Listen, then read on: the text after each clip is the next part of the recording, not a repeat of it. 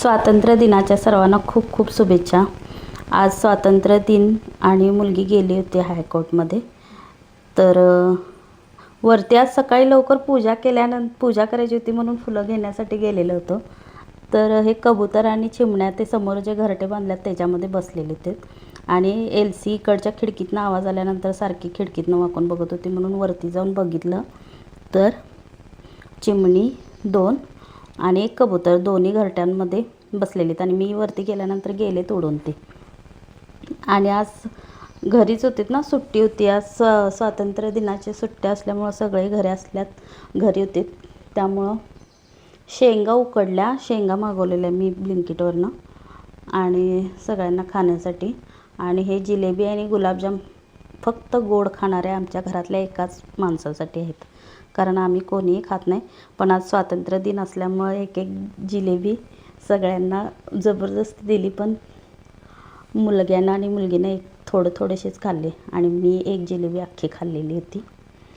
आणि आजची रेसिपी आहे, जेवण बनवणार होते मी मसाले भात आणि मेथीची भाजी वगैरे.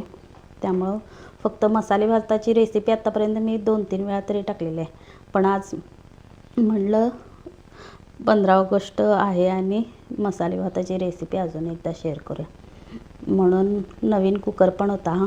मी अमेझॉनवरून हे 3 कुकर मागवलेले होते 2500 रुपयाला. 5 लिटर, 2 लिटर आणि 2 लिटरचा एक, 5 लिटरचा एक, 3 लिटरचा एक, असे 3 कुकर माझ्याकडे आलेले होते 2500ला. त्यातलं मी हे आता 3 लिटरच्या कुकरमध्ये हा भात करायला लागले.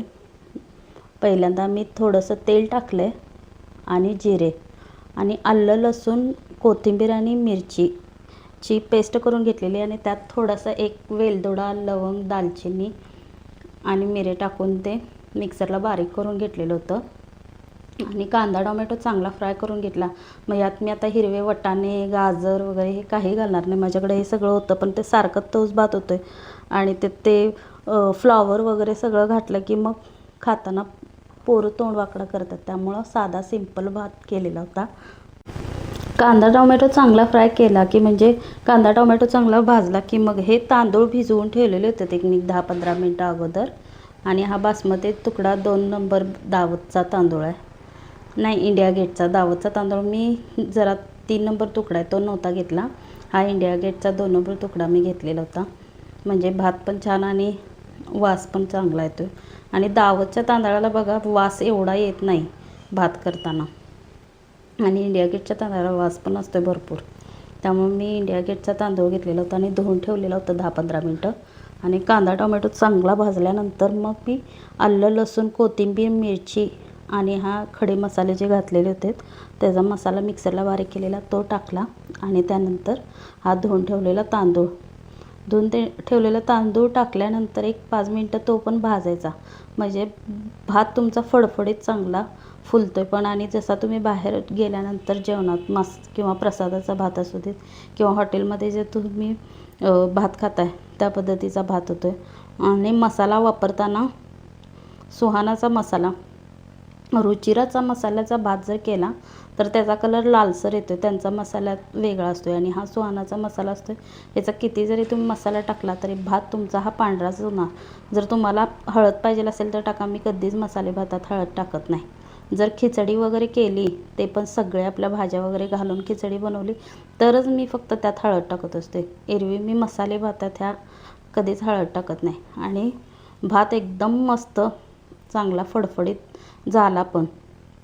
म्हणजे 2 माझी आता पहिल्या कुकरची मला सवय होती, 2 शिट्टी दिल्या की कुकर बंद करायचा, परफेक्ट भात माझा तयार होत होता. आता नवीन कुकर होता त्यामुळे ह्याच्या शिट्टी पण अशा आपल्या त्या माझ्या जुन्या कुकरसारख्या नाहीत. ह्याच्या 2च मिनटात फिस करून शिट्टी झाली, तर शिजलाय की नाही कसं कळणार.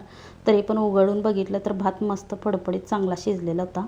आणि चपाती बनवून घेतल्या. मी कधीच चपातीची म्हणजे तुम्हाला व्हिडिओ टाकलेला नाही आहे, पण मी चपातीला अशी घडी मारून घेतो आहे आणि चपाती, कारण माझ्या चपात्या अजिबात फुगत नाहीत.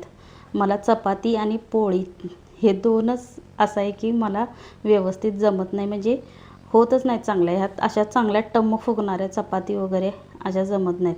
कारण घरात बाकीचा सगळा मी लहान असताना सगळा स्वयंपाक वगैरे सगळा करायचा. खरं कधी माझ्या वाट्याला चपाती, पोळी, भाकरी असं करायचं यायचं नाही. पण भाकरी माझी चांगली मला येत्या बनवता. पण मला चपात्याची आणि पोळ्यांची बोंब असत्या. म्हणजे त्याचे काठ बारीक पाहिजेत, पातळ पाहिजेत, व्यवस्थित चपाती गोल पाहिजेत. हे असं म्हणजे सुगरणनी चपात्या करतात तसली काय माझी चपाती होत नाही. माझ्या अशा जशा वाकडी तिकडी म्हणजे असतात गोल, मला वाटतात गोल आहेत, पण त्या अशाच झालेल्या असतात. आणि फुगत आत्ता केलेली तुम्हाला व्हिडिओ दिसेल बघा फुगल्या. पण एरवी चपाती करा तुम्ही, माझी अजिबात चपाती फुगत नाही, का मला माहीत नाही. आणि भरपूर प्रयत्न केला आहे म्हणून मी लाजून कधी व्हिडिओज करत नव्हतो चपातीचा. पण म्हटलं आज आपण चपातीचा पण व्हिडिओ टाकूया. आणि आज पूर्ण माझा दिवस आज स्वातंत्र्य दिनाचा घरात छान स्वयंपाक, पूजा आणि अध्याय वगैरे सगळे वाचण्यात गेलेलं आहे.